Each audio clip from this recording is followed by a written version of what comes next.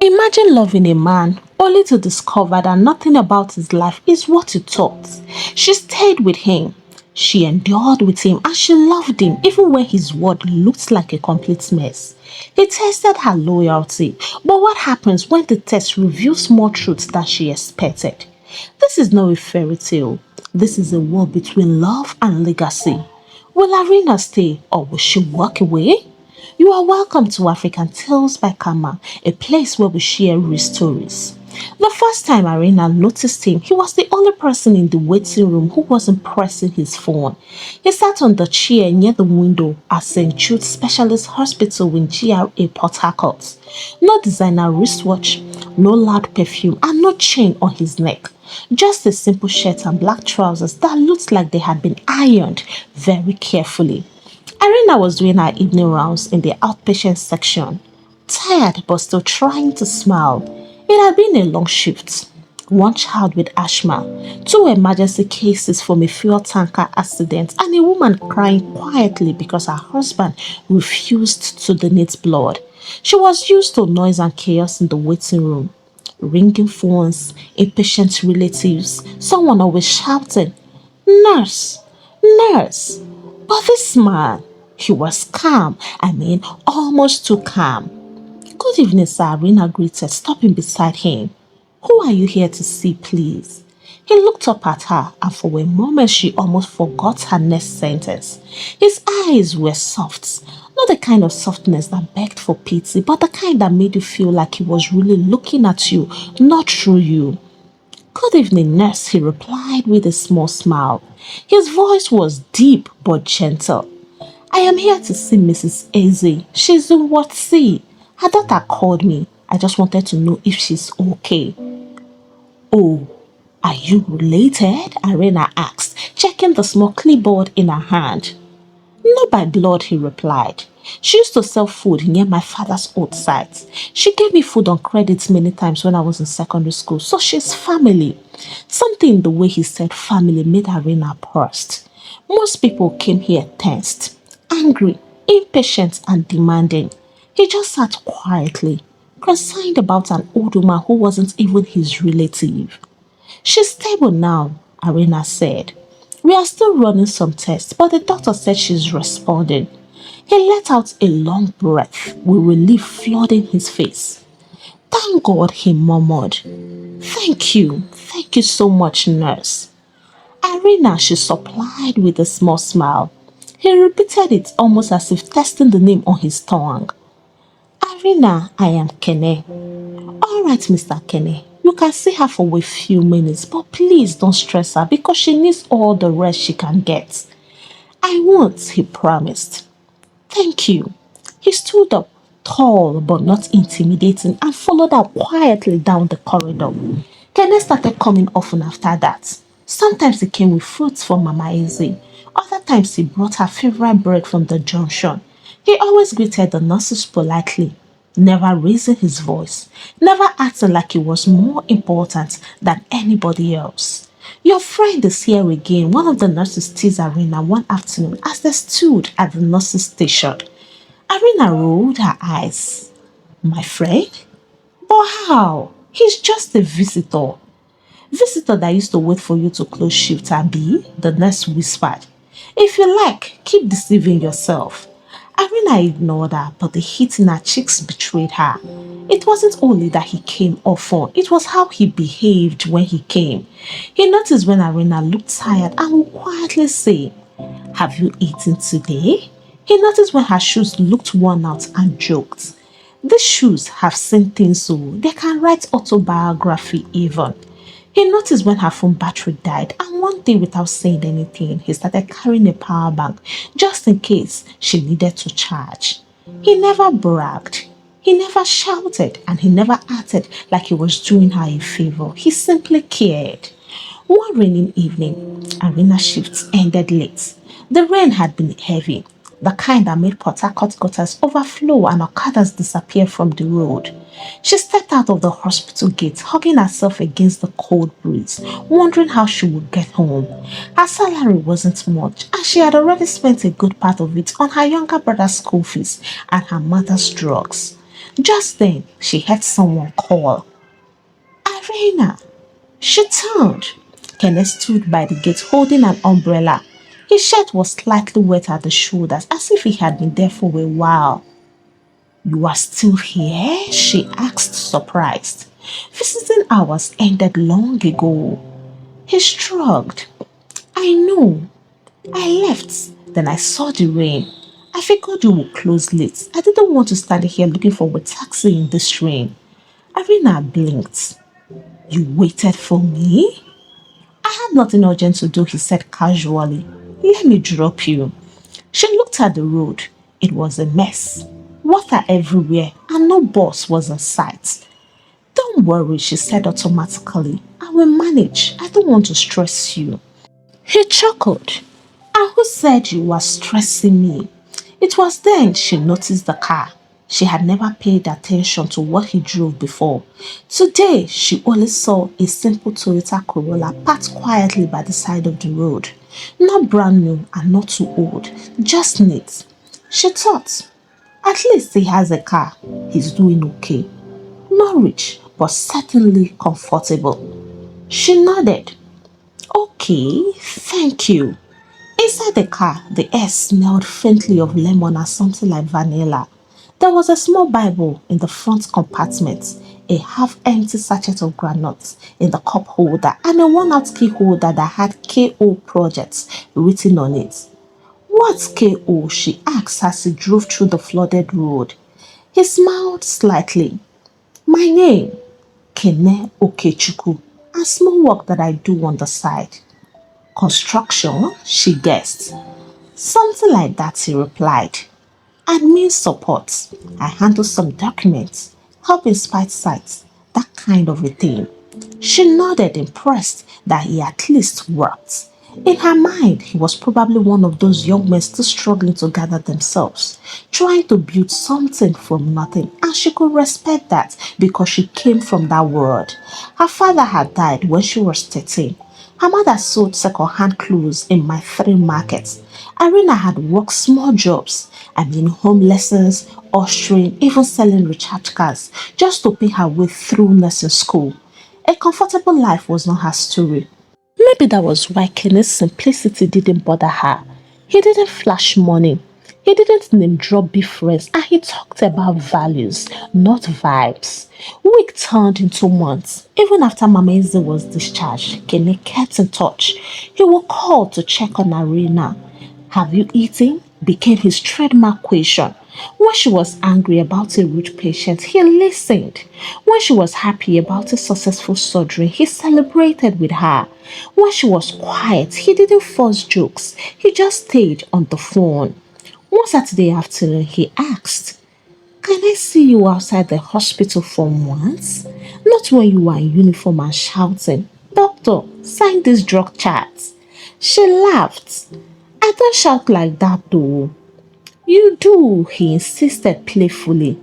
So can I see you outside today? Irina hesitated. She had had enough bad experiences with men to last a lifetime. One had disappeared after collecting a small loan from her.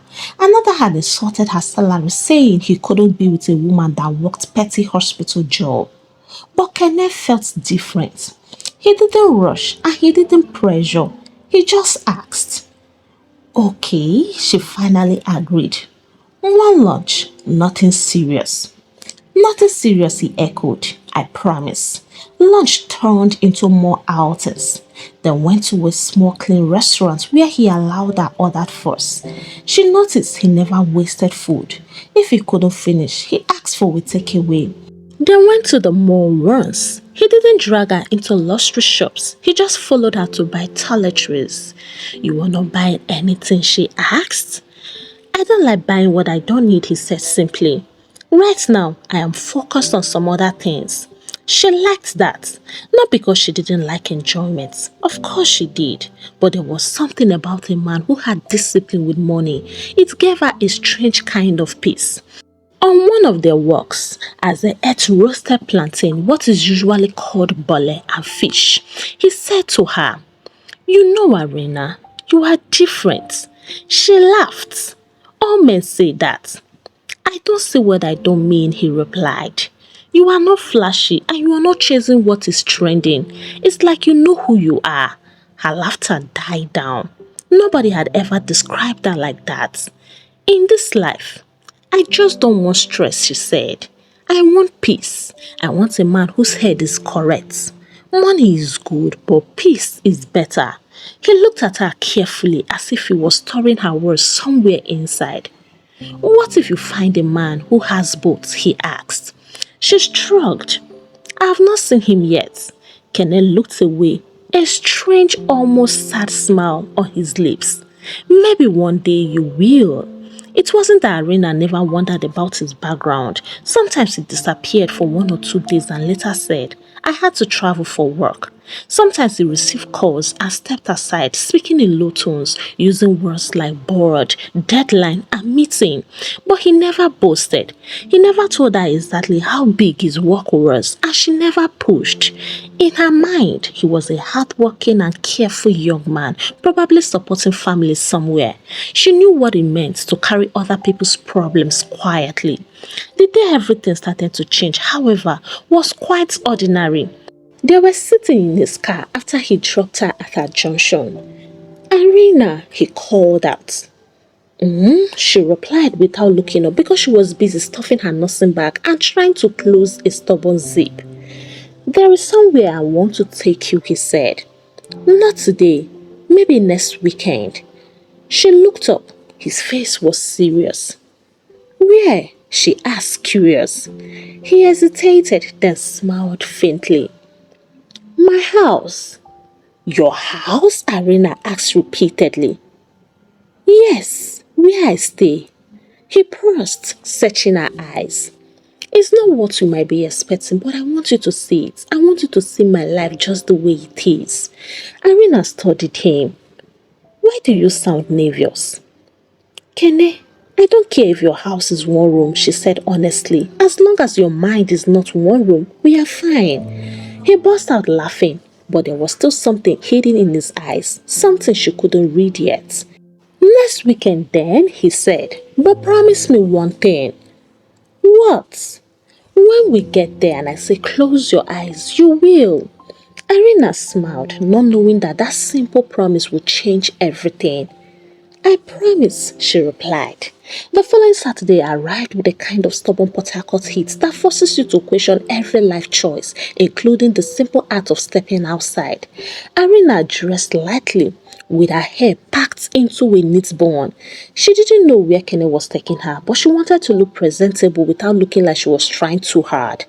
At exactly 2 p.m., he arrived. She heard his horn from outside the gates, just 2 short peeps, the way he always did it. Irina stepped out of her compound. When she approached the car, she noticed he looked uneasy. His shirt was clean and fit, yet he kept on adjusting the collar as if it was choking him. His fingers tapped the steering wheel. His eyes were lifted to meet hers, and she could tell Kennet was nervous. Good afternoon, she greeted, sliding into the passenger seat. Afternoon, Irina, he replied, but his voice wasn't the usual warm tone. It was strained and controlled. Are you okay? She asked, fastening her seatbelt. He nodded too quickly. Yes, I am fine, but he wasn't fine because his right hand resting on the gear trembled. Irina stared at him a moment longer but let it go when he changed the subject. Hope you are ready, he asked, forcing a smile.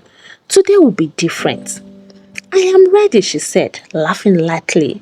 But you are acting like you want to propose. Kennet choked on his saliva, coughing.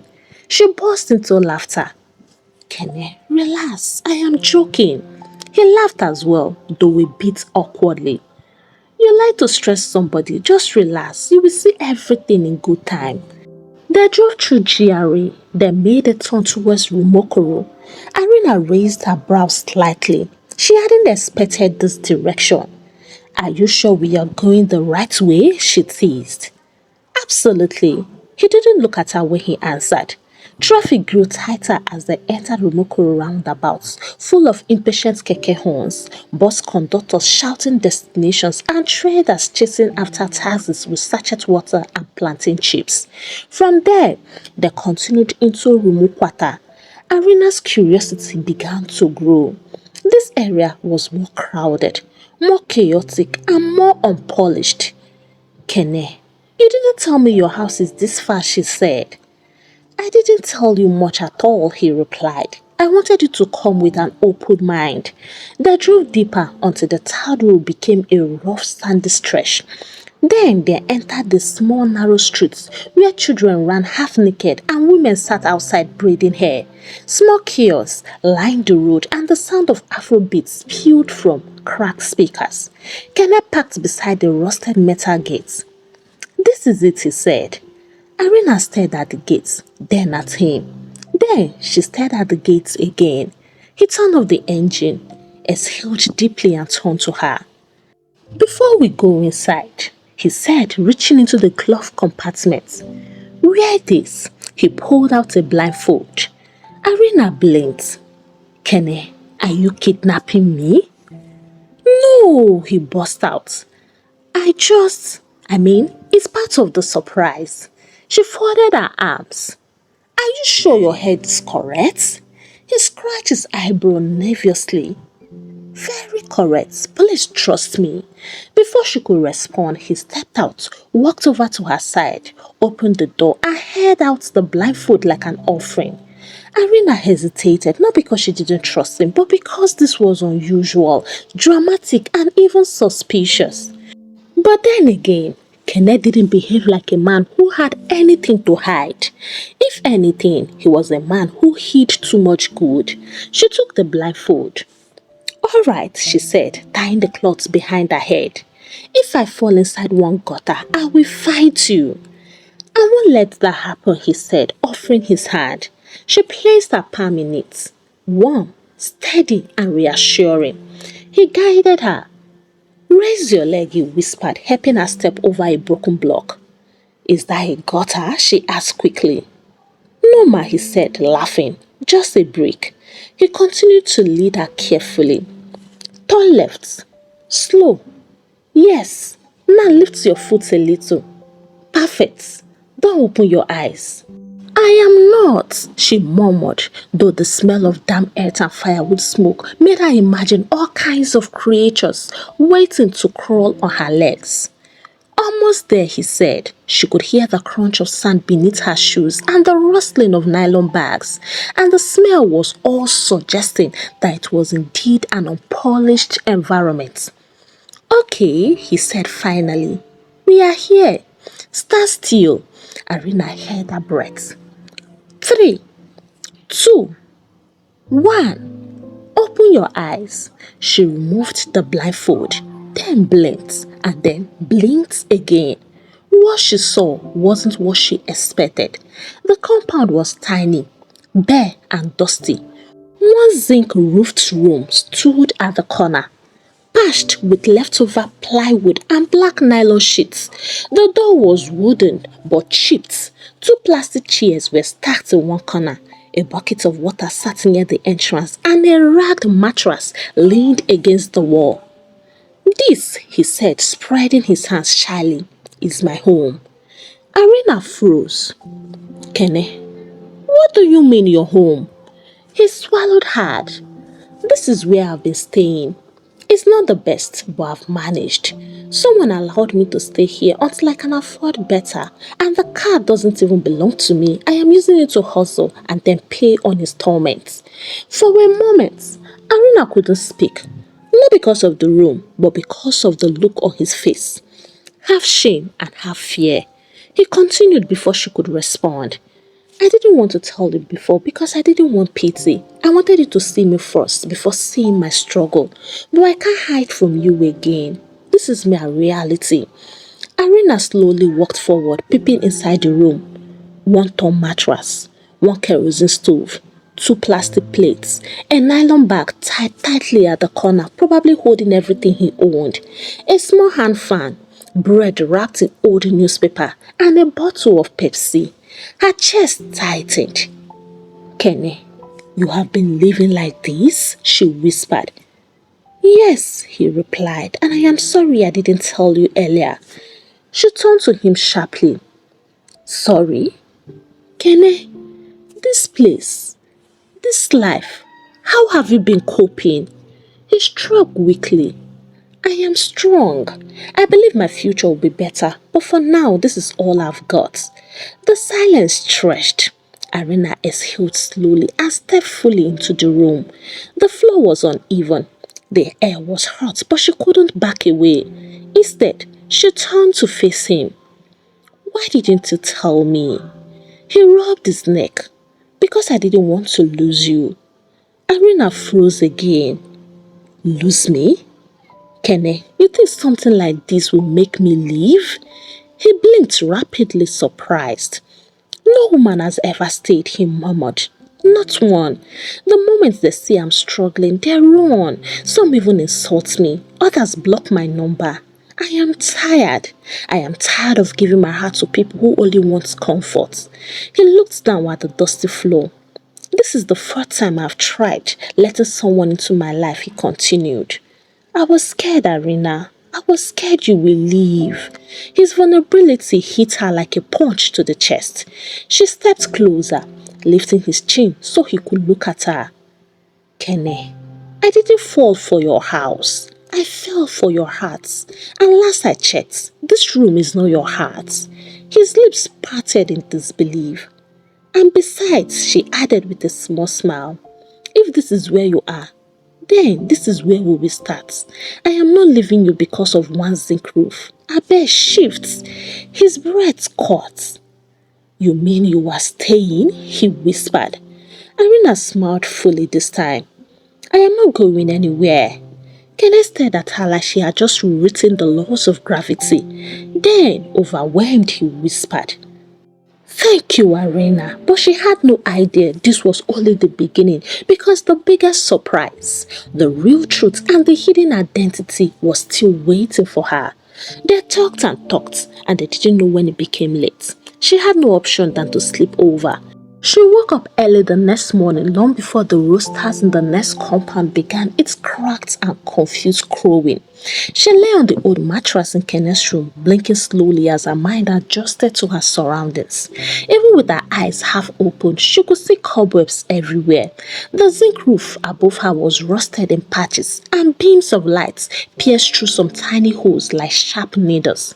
She turned to her side. Kennet was sitting on an overturned bucket, watching her with a look she couldn't quite explain, like he was afraid she would disappear if he blinked too hard. Good morning, she greeted, rubbing her eyes. He smiled. Morning, Arena. The room was quiet, almost strangely so, and that silence made her ask the first question of the day. How long have you been up? A while, he replied, trying to sound casual. I didn't want to wake you. You looked peaceful. She chuckled. Peaceful? I probably snored. You did, he said, nodding with a straight face. Arena looked at the mattress again. The foam slanted downward at one end like a bad slide at a village playground. It was old, lumpy, and looked like it had seen generations of suffering and frustration.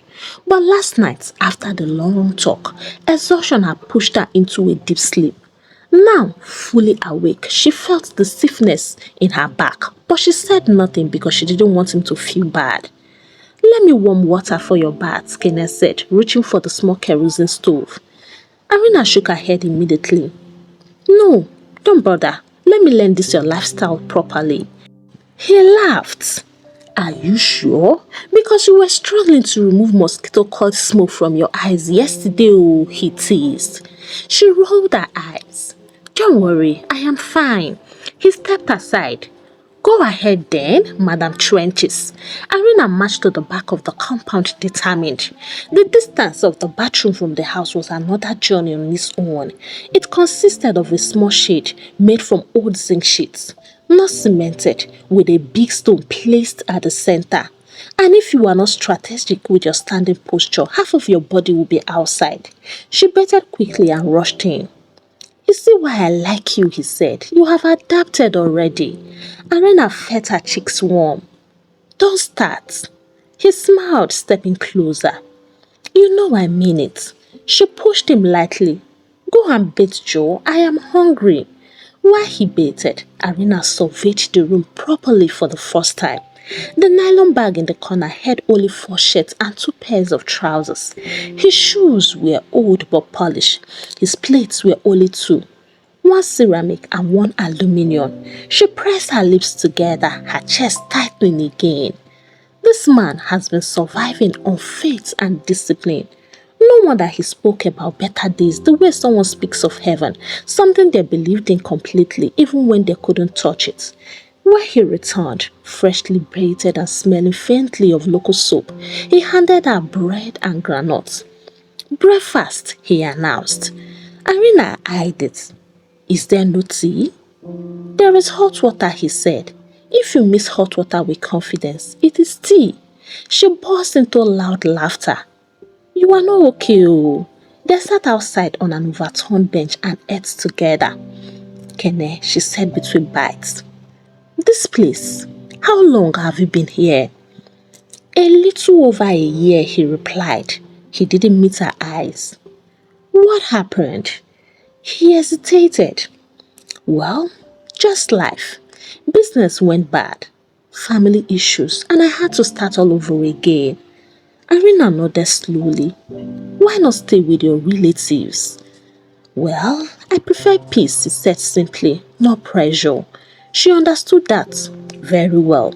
Just as she was about to ask another question, a woman carrying firewood stopped in front of them, eyeing Irina from head to toe. Fine, madam, the woman said loudly. Welcome, oh. Irina laughed awkwardly. Thank you, ma. The woman turned to Kennet and hissed loudly. Poor man, if na your sister, you go gree make she go suffer with man like this? Before Irina could speak, Kennet whispered. Don't mind her. She behaves like this every morning. Irina smiled politely at the woman, refusing to be offended. The woman snorted and walked away muttering. Na so that they deceive rich people picking. Irina paused. Rich people what? She blinked. Did she just say, forget her, Kennet interrupted quickly. She talks nonsense. Irina narrowed her eyes. Something about the woman's tone had been too sharp and too knowing, but she pushed it aside. Kennet, you said we are going somewhere today, right? She asked instead. Yes. His expression became serious. I want to show you something else, another part of my life. But it is different from here. Different how? You will see. He stood and offered her his hand. Let's go, Irina. She took his hand, not knowing that the next place he would take her would shake her more than this room ever did. They left the compound around 11 a.m. after Kennet packed a few things into a small faded bag. Irina noticed something curious. He double-folded his only 2 trousers, wrapped them neatly, and handled them like they were glass. A man who respected small things, she thought, would never misuse big ones. When they stepped out of the compound, the sun attacked immediately. I mean proper Port Harcourt heat, the type that makes the ground shine like a frying pan and forces people to walk with handkerchiefs on their heads. Irina shaded her eyes. If you make me walk far in this heat, I will faint, oh. Kennet laughed. Please, my dear, you have to manage. There is no fear in the car. They walked past children playing tente. A few neighbors waved at them. Some looked confused and some stared too long. Irina kept her chin up because she had nothing to be ashamed of. After about 8 minutes, they reached a lone keke waiting at the junction. Where are we going? Irina asked, entering the tricycle.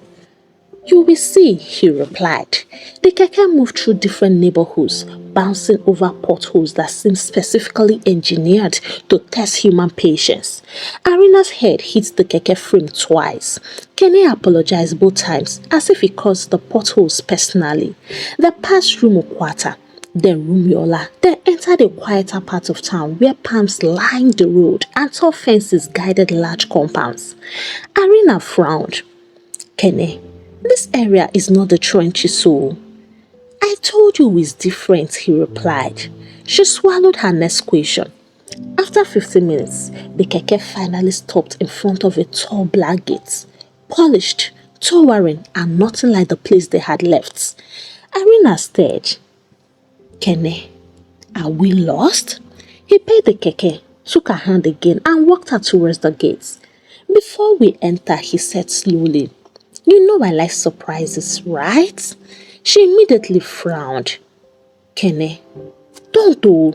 But he interrupted her by removing a blindfold from his pocket. Irina, please, one more time. No, she replied, stepping back. Kennet, we are not doing this nonsense again. He looked into her eyes. Please, this will make sense, I promise. Her lips parted to argue, but something in his face silenced her.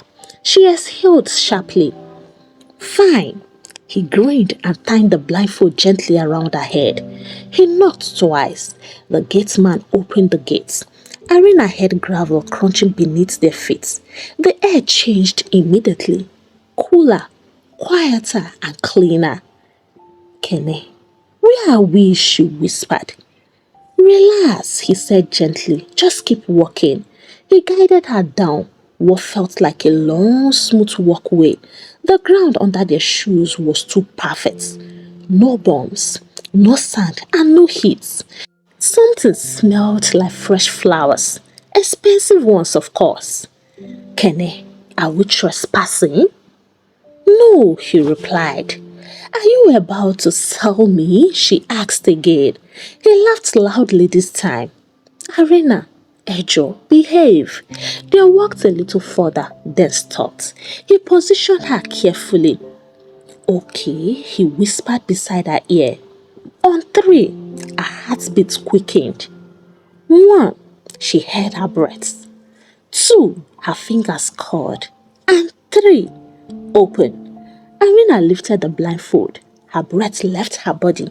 She stood in front of a massive glass front mansion, 3 floors high, white walls shining under the sun with carved pillars, manicured lawns, a large fountain shaped like a spiral shell, and cars. I mean, expensive cars. She stumbled backward. Kennet, she gasped. What is this? Kennet didn't speak immediately. He watched her reaction carefully, almost painfully. She turned in circles, trying to process, trying to breathe, and trying to understand. This can't be your house, she whispered. Kennet stepped closer. Irina, this is my real home. The word burst. Every sound faded. Every thought froze, and her heartbeat was the only thing she could feel. He continued with his voice low but steady. The room I showed you yesterday wasn't my house. It was a test I've done before that failed every time. Irina stared at him, shock wide in her eyes. Why? She finally asked. He swallowed hard, his jaw tightening. Because I always met women who loved the money, not the man. Women who wanted the name, the cars, the luxury, but never the person inside. I was tired of being chosen because of wealth, so I learned to hide it. He breathed out shakingly. I needed to know who you really were. Irina didn't move. Her mind replayed everything. The zinc room, the well water, the torn mattress, the bread and granules breakfast, the mocking neighbors, and she felt dizzy. Kennet, you lied to me. I hid the truth, he corrected gently, because I wanted the real you, and yesterday I saw her. Irina stepped back again, confusion twisting in her chest. So, you made me sleep in that kind of place just to test me? His face softened with regret. I know it sounds terrible, but I needed to be sure. Then Irina laughed disbelievingly, shaking her head. Kennet, so all this time you were acting and pretending to be poor? Not acting, he said quietly. I just didn't show my wealth. And the old room, the well, the trenches people. They don't know me per se, he replied. They just think I'm another struggling young man who rented a space. Arena hugged her arms around herself. She felt cold despite the sun. Who are you really, Kennet? She asked, barely above a whisper. He took a deep breath. My name is Kennet Odiaka, CEO of Odiaka Construction Group, the company my father left behind, the one people talked about on the news. Arena felt the ground shift beneath her. The Odiaka company that I and everyone else knows? Yes, Kennet, she whispered. Why me? Why did you choose me to test? He looked at her with his eyes full of sincerity. Because from the very first day I met you, I knew there was something different about you. Something good, but I needed to be certain. Arena's lips trembled, both hurt and overwhelmed. You should have trusted me, she murmured. His eyes softened. I trust you now. She looked away, breathing hard. Kennet, I don't even know what to feel. Feel whatever you need to, he said gently. You are allowed. He stepped closer, slow and careful, as though any sudden movement might shatter what little trust she had for him left. His voice dropped to barely a whisper. Arena, will you walk inside with me? She didn't move, not forward and not backward. Her heart beat against her ribs like it was trying to escape. Inside her mansion was the truth she never asked for. Outside, in the heat of the compound, was the simple honesty she thought she understood. And now she was caught between two worlds, the man she thought he was and the man he truly is. Arena inhaled shakily, her fingers trembled. Kennet waited with his eyes pleading and his breath unsteady. And in that moment, the entire world seemed to freeze. She parted her lips to speak. Kennet, but the words refused to come. Instead, she slowly turned her face away, crying, leaving both of them suspended between truths, fear, and a choice that could change everything. So, dear Kamma tribe, what do you think Arena will do next? Will she walk into the mansion and into his reward? Or will she walk away and protect her heart because he went too extreme with his test? Tell me in the comment section, as I would like to read with you. And get ready because the next part will expose secrets even Kennet didn't plan to reveal. Please share the story to your lovers. Give it a thumbs up. And if you have not subscribed to this channel, what are you waiting for? Punch on that subscribe button so that you can join the Kamma tribe. Until I bring the next episode of the story your way, it is a goodbye from here and God bless you.